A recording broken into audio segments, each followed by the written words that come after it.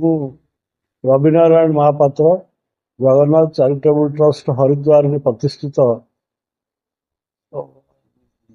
Trust act ଅନୁସାରେ ହରିଦ୍ୱାରରେ ପ୍ରତିଷ୍ଠିତ ସାମାଜିକ ସଂସ୍ଥାର ଜଗନ୍ନାଥ ମନ୍ଦିର ଆମେ ସେଠି ଭୂମା ନିକେତନରେ କରିଛୁ।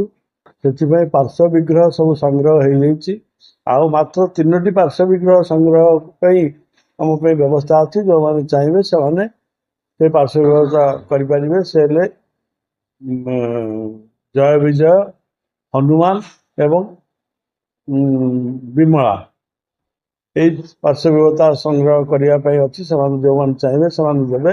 ଆମେ ତାର ବ୍ୟବସ୍ଥା ବିଗ୍ରହ ପ୍ରତିଷ୍ଠା କରିବାର ବ୍ୟବସ୍ଥା କରିବୁ। ଏହି ପରିପ୍ରେକ୍ଷୀରେ ମୁଁ କହିବାକୁ ଯାଉଛି, ଆମର ମୋ ବାଁ ପଟେ ଅଛନ୍ତି ଆମର ସଂଗଠନ ସମ୍ପାଦକ ଶ୍ରୀଯୁକ୍ତ ସୁବଳ ବେହେରା ଏବଂ ଡାହାଣ ପଟେ ଅଛନ୍ତି ଆମର ପୂଜା ସମ୍ପାଦକ ମୁଖ୍ୟ ସମ୍ପାଦକ ଅଜୟ କୁମାର କର ଏବଂ ଆମେ ସେଇମାନଙ୍କ ସହାୟତାରେ ଆମମାନଙ୍କ ବନ୍ଧୁମାନଙ୍କ ସହଯୋଗରେ ଜଗନ୍ନାଥ ମନ୍ଦିର ହରିଦ୍ୱାରରେ 24 ମସିହାରୁ ଆରମ୍ଭ କରି ଗତ ବର୍ଷ ପ୍ରତିଷ୍ଠା ହେବାର ଥିଲା, କିନ୍ତୁ ପାକିସ୍ତାନ ଯୁଦ୍ଧ ସକାଶେ ପ୍ରତିଷ୍ଠା ହୋଇପାରିଲାନି।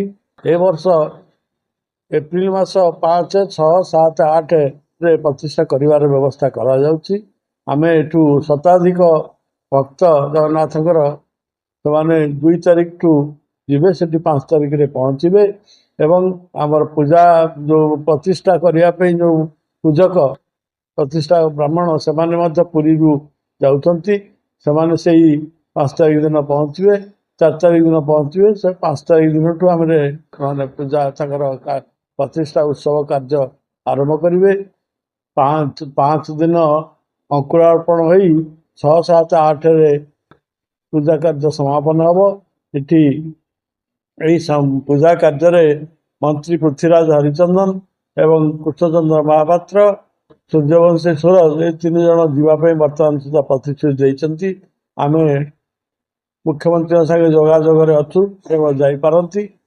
ସେ ନଗଲେ ମଧ୍ୟ ସେ ଆମକୁ ଆଗରୁ ପ୍ରତିଶ୍ରୁତି ଦେଇଛନ୍ତି। ମୁଁ ପ୍ରତିଷ୍ଠା କରିସାରିଲା ପରେ ଯେକୌଣସି ସମୟରେ ଯିବି ଆଉ ତମମାନଙ୍କୁ ଖବର ଦେଇକିରି। କିନ୍ତୁ ଏହି ପ୍ରତିଷ୍ଠା ଉତ୍ସବରେ ବର୍ତ୍ତମାନ ଆସେମ୍ବଲି ଚାଲୁଥିବାରୁ ନ ଯାଇପାରନ୍ତି, କିନ୍ତୁ ତାଙ୍କଠୁ ଆମେ ପ୍ରତିଶ୍ରୁତି ପାଇଛୁ। ସେଠି ସେମାନେ ଜମି ଗୋଟେ ଦେବେ, ଆମେ ଘର କରିକିରି ଆମର ଯେଉଁ ଉତ୍କଳ ଆଶ୍ରମ ସେଠି କରିବୁ, ଯେଉଁଠିକି ଭକ୍ତମାନେ ଯାଇକରି ଫ୍ରିରେ ରହିବା ଏବଂ ଭୋଜନ କରିବାର ବ୍ୟବସ୍ଥା ପାଇବେ, ଗଙ୍ଗା କୂଳରେ ରହିବେ। ଏଇ ଯେଉଁ ମନ୍ଦିର ହେଉଛି ସେ ବି ଗଙ୍ଗା କୂଳରେ ହେଉଛି। ସେଠି ଭକ୍ତମାନେ ଯାଇ ସବୁଦିନ ଗଙ୍ଗା କୂଳରେ ଗାଧେଇ ଜଗନ୍ନାଥଙ୍କ ଦର୍ଶନ କରିପାରିବେ। ସେହି ମନ୍ଦିର ଭିତରେ ଯେଉଁ ମନ୍ଦିର ପରିସୀମା ତା ଭିତରେ ସବୁ ଠାକୁର ଅଛନ୍ତି। ଜଗନ୍ନାଥ ନଥିଲେ ଆମେ ଜଗନ୍ନାଥ ସେଠି ଆମକୁ ପ୍ରେରଣା ଦେଲେ, ଆମେ ସେଠି ଯାଇ ତାଙ୍କର ଆଶୀର୍ବାଦରେ ଜଗନ୍ନାଥ ମନ୍ଦିର ଏବଂ ମୂର୍ତ୍ତି ବିଗ୍ରହ ରଖି ପ୍ରତିଷ୍ଠା କରିବା ପାଇଁ ବିଗ୍ରହ ହେଇଛୁ। ଆମକୁ ସେ ଆଦେଶ ଦେଇଛନ୍ତି ଜଗନ୍ନାଥ, ସେ ପ୍ରତିଷ୍ଠା କରିବା ପାଇଁ ସେ ଆମକୁ ସେମିତି ଆଶୀର୍ବାଦ କରିଛନ୍ତି। ଆମେ ସେଠି ଯାଇ ପହଞ୍ଚି ତାଙ୍କର କାର୍ଯ୍ୟ ସମାପନ କରିବାରେ ଚେଷ୍ଟା କରିବୁ ଏବଂ କରିବୁ। ଏହିପରି ହରିଦ୍ୱାର ଆଉ ହଁ, ଆଗରୁ ସେଠି ସମସ୍ତ ଦେବାଦେବୀ ଅଛନ୍ତି। ଜଗନ୍ନାଥ ମନ୍ଦିର ସେଠି ନଥିଲା। ଗୋଟିଏ ଜାଗାରେ ଜଗନ୍ନାଥ ଯୋଉ ଥିଲେ, ଗୋଟିଏ ଜାଗାରେ ଜଗନ୍ନାଥ ଥିଲେ, ସେ ଗୋଟେ ଘର ଭିତରେ ରହିକିରି ଥିଲେ, ମନ୍ଦିର ନଥିଲା। କିନ୍ତୁ ଆମେ ମନ୍ଦିର କରିକି ପ୍ରତିଷ୍ଠା କରିବୁ। ହଁ, ନାଇଁ ସେ ନାଇଁ, ଆମେ ଏଠୁ ନେଇକି ଯାଇଛୁ ବିଗ୍ରହ ଏଇଠି ନେଇକି ଯାଇଛୁ। ସେ ବିଗ୍ରହ ଏଠି ରହିକି ପ୍ରତିଷ୍ଠା ହେବେ।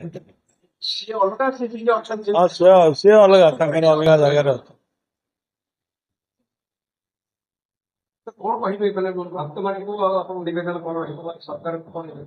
ଭକ୍ତମାନଙ୍କୁ ଏଇଆ ଆମେ କହିବୁ ଯେ ଜଗନ୍ନାଥ ସବୁଠି ଅଛନ୍ତି, କିନ୍ତୁ ଗଙ୍ଗା କୂଳରେ ଥିବା ଜଗନ୍ନାଥ ଅଲଗା। ସେ ଗଙ୍ଗା କୂଳରେ ଗାଧେଇ ସେଇ ଯେଉଁ ଓଦା ଲୁଗାରେ ଯଦି ଜଗନ୍ନାଥଙ୍କୁ ଦର୍ଶନ କରିବ, ଯେମିତି ଆମେ କାର୍ତ୍ତିକ ମାସ ପୂର୍ଣ୍ଣମୀ ଦିନ ଦର୍ଶନ କରୁ ମହାଦେବଙ୍କୁ, ସେମିତି ଗଙ୍ଗାରେ ଗାଧେଇ ସାଙ୍ଗେ ସାଙ୍ଗେ ଗଙ୍ଗା କୂଳରେ ଥିବା ଜଗନ୍ନାଥଙ୍କୁ ଦର୍ଶନ କଲେ ମହାପାପରୁ ମୁକ୍ତି ମିଳିବ। ସରକାର ଏଇନା ପର୍ଯ୍ୟନ୍ତ କୌଣସି ସାହାଯ୍ୟ କରିନାହାନ୍ତି, କିମ୍ବା ଆମେ ମଧ୍ୟ ତାଙ୍କୁ ସେ ଆବଶ୍ୟକ କିଛି ମନେ କରି ନୁହଁ। ଏଇନା ପର୍ଯ୍ୟନ୍ତ ଆମ ଭକ୍ତଗଣ ଯାହା ଅଛନ୍ତି ସେ ତାଙ୍କରି ସାହାଯ୍ୟରେ ତାଙ୍କୁ ଅନୁକୂଳରେ କିଛିଟା ବାଟ ଆଗେଇ ଯାଇଛି। ଆଉ ପ୍ରତିଷ୍ଠା ପରେ ମୋହନ ମାଝୀ ସାର୍ ଯିବେ ସେଠାରେ ତାପରେ ସେଠି ଗଲା ପରେ ସେ ଯାହା ସାହାଯ୍ୟ କରିବ ସେ ସବୁ ସେ ଆଚ୍ଛା ଏଇ ସେଇଠି ଯୋଉ ମନ୍ଦିର ହଉଛି ସେଇଠିକାର ଭକ୍ତ ମାନେ ମାନେ ଡୋନେସନ କଣ୍ଟ୍ରିବ୍ୟୁସନ ଦଉଛନ୍ତି ନା ଆଉ କୋଉଠୁ ଆସୁଛନ୍ତି? ନା ସେଠି କୌଣସି ସେଠି ଜାଗା ଦେଇଛନ୍ତି, ୟୁପି ଗଭର୍ଣ୍ଣମେଣ୍ଟ ବି ଜାଗା ଆମକୁ ଦେଇଛନ୍ତି ଏବଂ ଆମର ଯାହା ଜିନିଷ ହଉଛି ଆମର ଭକ୍ତମାନଙ୍କ ଓଡିଶାର ଭକ୍ତମାନଙ୍କ ଦ୍ଵାରା ହଉଛି। ସେଇଠି ଯୋଉ ଭକ୍ତ ମାନେ ଅଛନ୍ତି ସେମାନେ ଦଉଛନ୍ତି। ସେଠି ନୁହଁ, ଆମର ଭୁବନେଶ୍ୱରରେ କିମ୍ବା ପୁରୀରେ କିମ୍ବା ଓଡିଶାର ଯାହା ଭକ୍ତ ଅଛନ୍ତି ଆମ ଅନୁଦାନରେ ସେଇ ସବୁ କାମ ଚାଲିଛି। ଓଡିଶାରୁ ଭକ୍ତ ମାନେ ପଇସା ଦେଇ ସେଠି ଗୋଟେ ଜଗନ୍ନାଥ ମନ୍ଦିର କରୁଛନ୍ତି। ଓଡିଶାର ଲୋକ ଏଇଠିକାର ଓଡିଶାର ଲୋକ ବି ଦଉଛନ୍ତି, ତ ସେଠି ଯାଇପାରିବେ ରହିପାରିବେ ଦର୍ଶନ ସେଠି କରିପାରିବେ। ଜଗନ୍ନାଥ ମନ୍ଦିର କରିବାଟା ତାଙ୍କରି ନିର୍ଦ୍ଦେଶ ନହେଲେ ସେଠାରେ ହେଇପାରିବନି। ତାଙ୍କ ନିର୍ଦ୍ଦେଶ ଅଛି, ଯେହେତୁ ସେଠି ହରିଦ୍ୱାରରେ ଗୋଟେ ଜଗନ୍ନାଥ ମନ୍ଦିର ହେବା ଉଚିତ, ତେଣୁ ତାଙ୍କ ନିର୍ଦ୍ଦେଶ ଆସିଲା ସେଥିରେ ସେଣକ ମାତ୍ରେ ଏବେ ଗୋଟେ ଜଗନ୍ନାଥଙ୍କର ବହି ଉନ୍ମୋଚନ ହବ ହିନ୍ଦୀରେ, ହିନ୍ଦୀ ଇଂଲିଶରେ ସେଇଠି ଇନାଗୁରେସନ ହବ। ସେ ନାଇଜେରିଆରେ ନାଇଁ ନାଇଁ ଏଇ ଆମର ହିମାଚଳ ପ୍ରଦେଶରେ ସେଟା କେତେ ତାରିଖ? ଏପ୍ରିଲ ମାସରେ ହବାର ଅଛି। ଆମର ଯୋଉ ଭୂମାନିକେତନ ଆଶ୍ରମ ହରିଦ୍ୱାର ଭାରତ ମାତା ରୋଡରେ ଯୋଉ ହଉଛି ସେ ଯିଏ କହୁଥିଲେ ସେ ତାଙ୍କରି ଉଦ୍ୟମୀ ଆଉ ମ୍ୟାଡାମ ମହାପାତ୍ର ଆଙ୍କ ସହଯୋଗରେ ସ୍ଥାପନ ହେଇଛି। ସେଠିକାର ଯିଏ ମହନ୍ତ ଯିଏ ମହାରାଜ ସିଏ ଆମକୁ ଗଙ୍ଗା କଳରେ ସେ ତାଙ୍କରି ଆଶ୍ରମ ଭିତରେ ଭୂମାନିକେତନ ଆଶ୍ରମ ଭାରତ ମାତା ହରିଦ୍ୱାର ସେଇଠାରେ ବର୍ତ୍ତମାନ ଆମେ ପ୍ରତିଷ୍ଠା କରିବା ପାଇଁ ଯାଉଛୁ। ଏପ୍ରିଲ 5, 6, 7, 8 ଏଠାରୁ ଆମର ବାଳଗ୍ରାହୀ ଯାଉଛନ୍ତି, ପୁରୀରୁ ଭଜନ ଯାଉଛନ୍ତି, ଭଜନ ମଣ୍ଡଳୀ ଗୋଟେ ଯାଉଛନ୍ତି, ହିନ୍ଦୀରେ ସେମାନେ ଜଗନ୍ନାଥ ଭଜନ ଗାନ କରିବେ। ତାପରେ ଆମେ ସେଠିକାର ରାମଦେବ ବାବା ଉତ୍ତରାଖଣ୍ଡର ଚିଫ ମିନିଷ୍ଟର ଦାନି ଆଉ ସେ କର୍ପୋରେଟର ମ୍ୟୁନିସିପାଲିଟି କର୍ପୋରେଟର ସେମାନଙ୍କୁ ଇନଭାଇଟେସନ କାର୍ଡ ଦେଇଛୁ, ସେମାନେ ଆସିବେ। କିନ୍ତୁ ଆମର ମେ 25 ଯୋଉ ୱାର ଲାଗିଲା ମେ 25ରେ ଡିକ୍ଲାର ହେଇଗଲା, ସେଇ ପାଇଁ ଆମେ ସ୍ଥଗିତ ରଖିଲୁ, ନହେଲେ ମେ 25ରୁ ସେଠାରେ ପ୍ରତିଷ୍ଠା ହେଇସାରନ୍ତାଣି।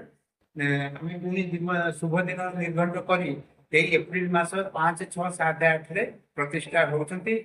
ଆଉ ଓଡ଼ିଶାବାସୀଙ୍କୁ ଆମେ କହୁଛୁ ସମସ୍ତେ ଯେତେବେଳେ ହରିଦ୍ୱାର ଯିବେ ଚାରିଧାମ କରିବା ପାଇଁ ବଦ୍ରୀନାଥ କେଦାରନାଥ ସେଠି ରହିବା ଖାଇବା ଫ୍ରି।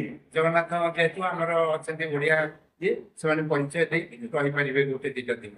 ଆଉ ସେଠାରେ ସେ ବିଷ୍ଣୁ ହରିଙ୍କ ଶିବଙ୍କ ଜାଗା, ସେଠି ଜଗନ୍ନାଥ ବିଷ୍ଣୁଙ୍କୁ ନେଇ ସ୍ଥାପନ କରିବାରୁ ସେମାନେ ଉତ୍ସାହିତ ଅଛନ୍ତି। ଋଷିକେଶରୁ ବି କିଛି ସାଧୁ ସନ୍ଥ ଆସୁଛନ୍ତି, ଅନ୍ୟମାନଙ୍କୁ ଆମେ ନିମନ୍ତ୍ରଣ କରିଛୁ। ଏଟା ନିଜସ୍ୱ ଏଇ ଓଡ଼ିଆ ଲୋକଙ୍କର ଅନୁଦାନରେ ଚାଲିଛି। ଆମେ ତଥାପି ସଂସ୍କୃତି ମିନିଷ୍ଟରଙ୍କୁ କହିଛୁ ଯାଇ ସାକ୍ଷାତ କରି ତାଙ୍କୁ ଇନଭାଇଟେସନ କାର୍ଡ ଦେଇ ସମସ୍ତଙ୍କୁ ଇଏ କରୁଛୁ। ତାପରେ ଆମର ପୃଥ୍ୱୀରାଜ ହରିଚନ୍ଦନ ସାର୍ ତାଙ୍କୁ ବି ଅନୁରୋଧ କରୁଛୁ ସେଠିକି ଯିବା ପାଇଁ। ଆଉ ସେখানে ସମୟ ହେଲେ ମୁଁ ଯିବି ଏଇ ଆମର ପ୍ରତିଷ୍ଠା ଦିବସ ପାଇଁ। ତେଣୁକରି ମୁଁ ଆପଣଙ୍କ ଚ୍ୟାନେଲ ମାଧ୍ୟମରେ ଜଣାଇଛି ସବୁ ଓଡ଼ିଆ ଭାଇ ଭଉଣୀ ମାନେ ଯେତେବେଳେ ହରିଦ୍ୱାର ଯାଉଛନ୍ତି ଚାରିଧାମ କରିକି ସେଠି ଭୂମାନିକେତନ ଆଶ୍ରମରେ ରୁହନ୍ତୁ ଏବଂ ଜଗନ୍ନାଥଙ୍କ ପାଇଁ କିଛି ସାହାଯ୍ୟ ବି କରନ୍ତୁ। ମିନିମମ୍ 1000 ଟଙ୍କା ଲେଖା ଦେଲେ ଆମର 365 ଦିନ ଯୋଉ ନୀତିଦିନିଆ ନୀତି ହବ ତା ସୁଚାରୁ ରୂପେ ହୋଇପାରିବ। ଆମେ ବ୍ରାହ୍ମଣ ପିଲାଟିଏ ରହୁଛି ଓଡ଼ିଶାରୁ ଯାଇଛି, ସେ ବି ତାର ଦରମା ଅଛି, ତାଙ୍କର ପାରିଶ୍ରମିକ ଅଛି। ଏସବୁ ଦୃଷ୍ଟିରୁ ସମସ୍ତଙ୍କ ଅନୁରୋଧ କିଛି ସେଇ ଚାରିଟେବୁଲ ଟ୍ରଷ୍ଟ ହରିଦ୍ୱାର ଏବଂ ଜଗନ୍ନାଥ ଚାରିଟେବୁଲ ଟ୍ରଷ୍ଟ ଓଡ଼ିଶା ରସୁଲଗଡ଼ ଆହ୍ୱାନରେ ସେମାନେ ଦାନ କରିପାରିବେ କାନାଡା ବ୍ୟାଙ୍କ। ଏତିକି କହି ମୁଁ ବିରାମ ନେଉଛି। ଜୟ ଜଗନ୍ନାଥ।